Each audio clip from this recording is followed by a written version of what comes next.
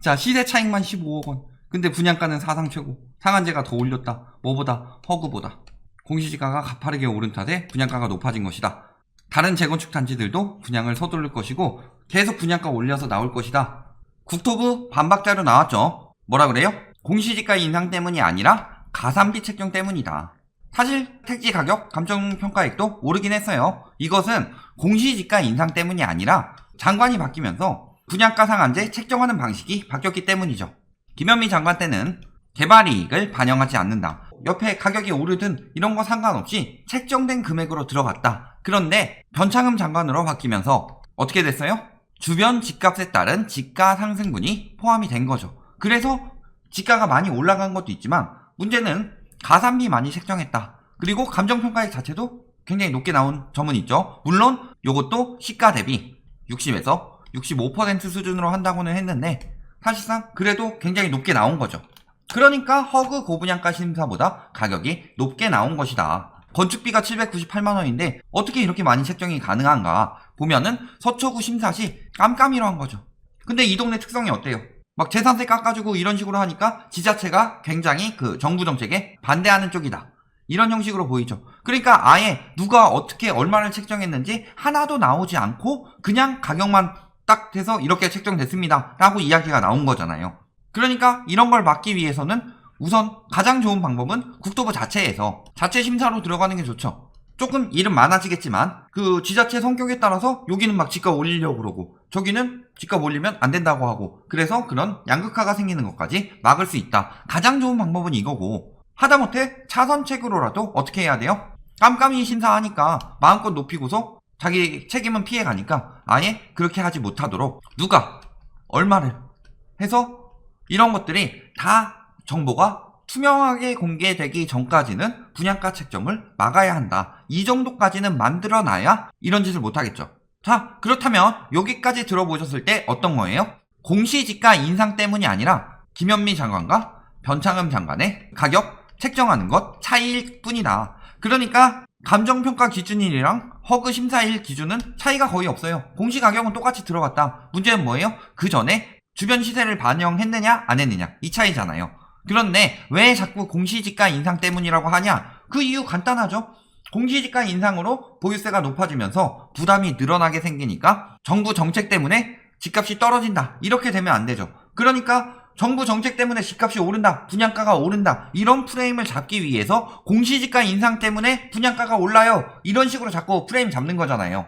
왜? 정부 정책이 실패한다 이런 식으로 자꾸 여론몰이해서 사람들의 머릿속에 심어놔야 나중에 또 집값이 오른다든가 이럴 때 정부에서 규제정책이 또 들어가면은 그때 그 문재인 정부 때 규제정책 때문에 집값 폭등하더라 이런 식으로 반대 여론 만들기 위함이죠. 그러니까 미리 큰 그림 그려놓는 거죠. 예전이랑 똑같죠.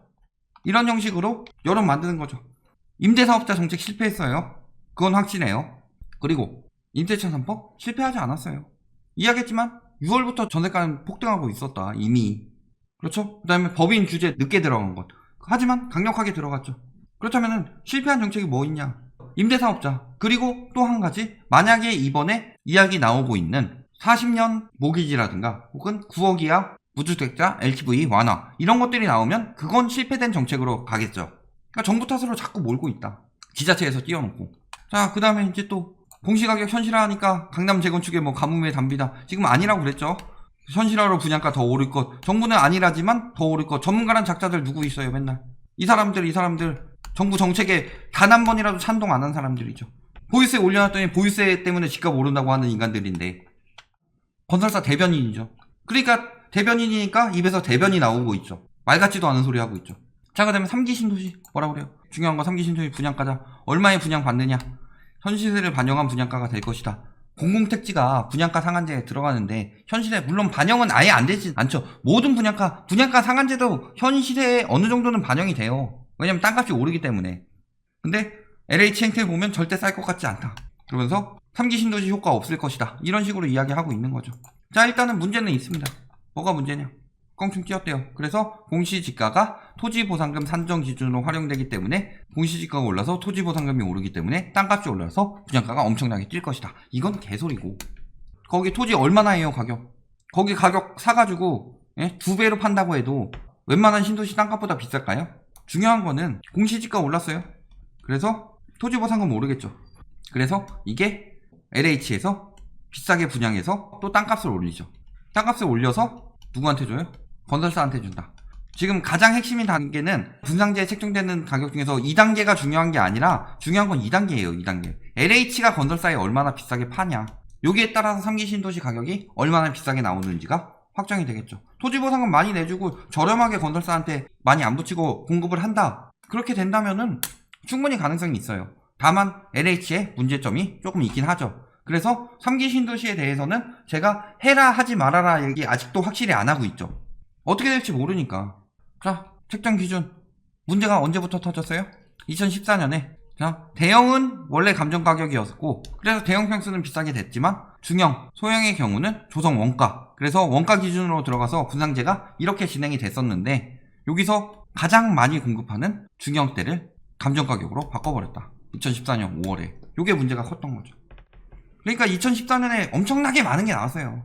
그리고 2016년에 소형까지도 감정 가격으로 바뀌어버리면서 다 비싸게 공급될 수밖에 없도록 만들었다. 그래서 덕은지구 막 이런데 비싸게 나오는 이유가 뭐다? 저런 식으로 해놨으니까.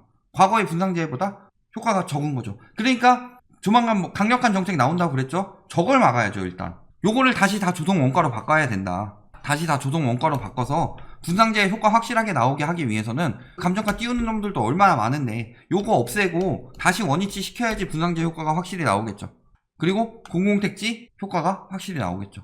자, 근데 계속 이 얘기하고 있죠. 거기 가산비 엄청나게 많이 붙이고 뭐 택지비 비싸게 책정해서 지자체에서 그렇게 만들어놨는데 이때다 싶으니까 여기 비싸니까 비싸질 거임. 엄청나게 띄우려고 하고 있죠. 요거 한 방 때려야지. 왜냐면은 거의 뭐 신도시급 단지가 들어오는 거잖아요. 그래서 요게 약하게 들어가게 되면 전체적으로 서울 전체적으로 영향을 미칠 수밖에 없기 때문에 지금 이걸 계속 물고 늘어지는 거예요. 언론에서. 계속 그래서 3천만 원 중급한테 넘긴다. 둔촌주공도 이 가격에 나온다. 정부 정책 망했다. 계속 이 여론을 만들고 있는 거다. 자, 근데 허구 규제에서 완화만 되냐? 허구 규제에 비해서 전매 제한 확실히 늘어나죠. 로또도 덜 로또라고 하는데 전매 제한도 늘어나요. 그렇게 따지면 메리트 없지 않나요? 그래도 로또예요. 그렇다면 허그 같은 경우는 로또 해가지고 엄청나게 차익 남겨먹는데 전매 제한 길게 했으니까 이게 더 잘 되고 있는 거 아니에요? 지들 말에 따르면. 그 다음에 거주 의무기간 붙죠. 그리고 쉽게 얘기해서 분상제 때문에 가격이 오르면은 그 전에 수익성 떨어져서 추진 못했던 재건축 단지들 추진되면서 공급 늘어나겠네요. 지들 이론이라면. 근데 분양가가 비싸게 되니까 분양가 상한제가 효과가 없다. 이런 식으로 몰고 가고 있죠. 유리한 부분만 따가지고 계속 여론 만드는 데만 전념하고 있을 뿐이다. 그렇죠? 하지만 분상제 효과는 그래도 확실히 있죠. 그래도 첫 번째는 주변보다 저렴하게 나오는 거 확실히 있고 또 한 가지는 뭐예요? 지금 어차피 재건축 재개발 많이 안 늘어나는데 15년간 2만원 늘었는데 서울에 재건축 재개발로 순공급이 멸실 막아주는 거죠. 그리고 재초안 나오고 해서 사실상 불로소득 들어가는 거 막고 그걸 세금으로 해서 복지에 쓰고 있는데 불로소득을 많이 걷어가면 걷어갈수록 막히는 거예요. 지금 재건축 그대로 냅둬 써봐요. 한 50억 갔을걸요 이미? 자, 원가 공개. 이거 원가 공개 꼭 필요합니다. 원가 공개 시켜라. 이들 어떻게 책정하나 한번 보자. 지금 저게 토지가 아까 4천 얼마라는 거 지자체에서 처리해가지고 깜깜이로 처리해서 이 가격 통과시켰음 하고 보고하는데 원가 공개 한번 보자. 제대로 하나. 원가 공개 해야 되죠. 분양가 상한제가 확실하게 적용되기 위해서는 원가 공개는 필수다. 미친 가산비 저렇게 붙는 거 못하게 하고 무슨 가산비가 건축비만큼 붙어요. 정신 나간 거지. 자, 지금까지 어떻게 됐어요? 분양가가 오르면 집값이 올렸죠. 그리고 분양가를 띄우기 위해서 또 집값을 올렸죠. 그래서 분양가 상승하면 기존주택으로 수요가 이동하죠. 분양가가 너무 비싸요. 기존주택 10억 하고 있는데 분양가가 12억 나와요. 분양 안 받고 주택 사죠. 너무 비싸니까. 주택가격 상승하고 분양으로 다시 또 수요 이동하고 그럼 또 분양가 오르고 계속 이런 악순환이 돌고 있었죠. 분양가 집값 분양가 집값. 그러니까 허구 고분양가 규제했더니 이것 때문에 재건축 죽어요. 공급 안 나와요. 그래서 집값 오른다고 하니까 집값 또 올려놓고 집값 올려놓으면 분양가 띄우기로 또 분양가 올라가고 계속 그 심리가 돌고 있었다. 결국 중요한 건 지금 분상제량 허그 고분양가 규제 확실히 들어가면서 분양가를 그 전보다 낮춰놓은 게 첫 번째. 그리고 두 번째는 이제 집값이 떨어지게 되면은 역시 분양가에 영향을 줄 것이라는 거죠. 앞으로는 어떻게 돼요? 집값이 떨어지는 시기가 되면 집값이 떨어지면 어떻게 돼요? 시세가 하락하죠. 근데 분양가는 분양가 상한제 규제도 있었고 뭐 전매 제한도 있고 거주 의무도 있지만 거기에다가 주변 시세까지 떨어져요. 분양도 안 받죠. 분양가 떨어지죠. 분양가 떨어지면 주택 수요 감소하죠. 왜? 분양가 떨어져서 저기 저렴하게 나오는데 왜 비싸게 이걸 사요 지금?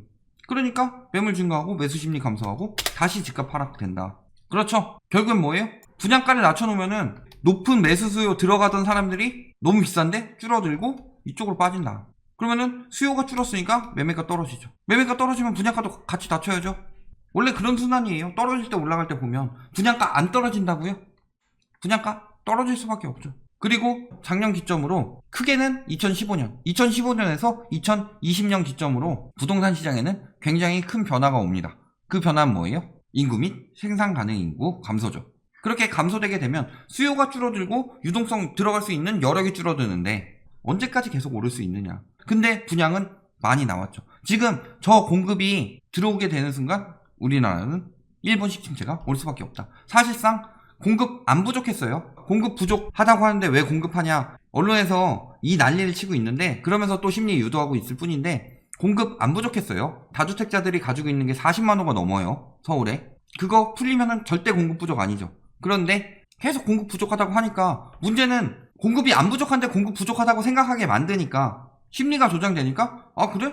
그러면 나중에 너네 집값 작살나든 말든 공급 때린다. 너네 심리 잡으려고 하니까 지금 그거 가지고 공급 안 부족하다는데 공급한대요. 말꼬리 잡고 늘어지는 것. 그것일 뿐이죠. 그 공급이 들어오게 되면 진짜로 매물 플러스 공급되면서 미친 그 시장이 형성이 된다. 다만 그 전에 올해부터 지금 그거보다 더 중요한 부동산 시장에는 유동성 때문에 가격이 뛰었는데 지금 은행금리가 계속 올라가고 있고 그 대출금리가 상승한다는 것 자체가 기준금리랑 관련 없이 금리 상승으로 인해서 유동성 축소가 된다. 요거까지 모두 겹치고 있는데 지금도 뭐 앞으로 몇 년은 더 오를 거야. 앞으로 몇 년 그래 2년 뒤에 더 오른다고 칩시다. 그 뒤에 떨어지면은 실수요는 지금 사야 돼요. 거품은 그때 다 빠질 건데 지금은 이미 거품이고 그리고 2년 뒤에 떨어진다고 쳐서 2년 동안 더 벌어먹고 팔아야지. 누가 사요 그때? 아무도 안 사지. 말도 안 되는 소리 하고 있는 거다. 결론 분양가 떨어지나요? 집값이 떨어지게 되면 분양가는 따라서 떨어지게 됩니다.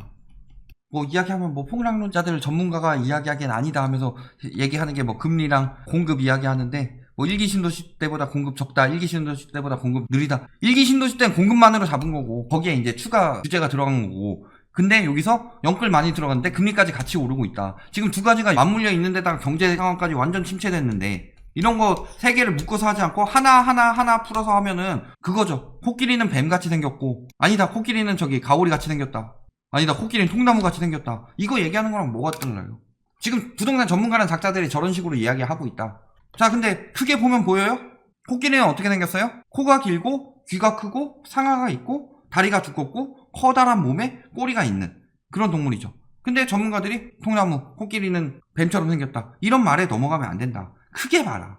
크게 보면은 절대 지금 실수요가 살 메리트는 단 한 가지도 없다라는 점 알 수 있고 그 다음에 분양가도 계속 오를 것이다. 지금이라도 매입해라. 이런 말에 넘어가면 안 된다는 것이 눈에 보일 것이다. 분양가는 집값 떨어지게 되면 떨어집니다.